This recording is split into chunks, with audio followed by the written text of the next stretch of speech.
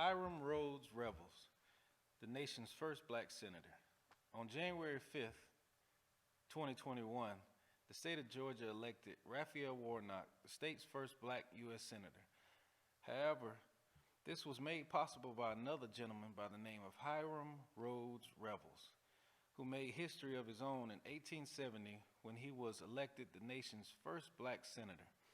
Hiram Rhodes Revels was born September 27, 1827, in Fayetteville, North Carolina, to free parents. In an era where educating black children was illegal in North Carolina, Hiram attended a school taught by a free black woman and later worked as a barber. In 1844, Hiram moved north to complete his education through attending seminary in Liberty, Indiana, and the Darke County Seminary for black students in Ohio. In 1845, Revels became an ordained minister in the AME Church. Between the 1840s and 1850s, Revels traveled across the country preaching the gospel and educating fellow African Americans. Laws in various states, including Missouri, were restrictive of blacks living there due to the fear they would instigate uprisings. Revels later shared, "I sedulously refrained from doing anything that would incite slaves to run away from their masters, it being understood that my object was to preach the gospel to them and improve their moral and spiritual condition." Even given his cautiousness, he was imprisoned for preaching to the black community in 1854.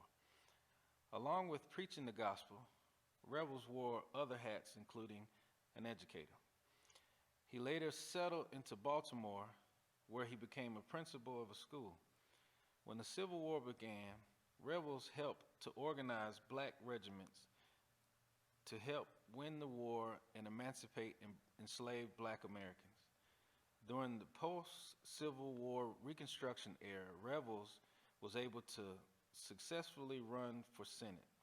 It was in this period that African Americans made up the majority of Mississippi's population.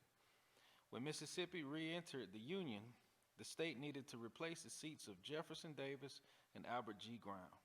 When Mississippi re-entered the Union, the state needed to replace the seats of Jefferson Davis and Albert G. Brown, the two slave-owning secessionist senators who forfeited their seats when Mississippi left the Union. Mississippi's African-American legislators elected Revels to one of those seats. He served in the U.S. Senate for 1 year, and upon retiring, he became the president of Alcorn University. We owe a lot of the political successes of African Americans to the fortitude and perseverance displayed by Hiram Revels. It was Revels who said, "I am true to my own race. I wish to see all done that can be done for the encouragement to assist them in acquiring properties, in becoming intelligent, enlightened, useful, valuable citizens." On this day in Black History Month, we celebrate the life of Hiram Rhodes Revels, the nation's first black senator.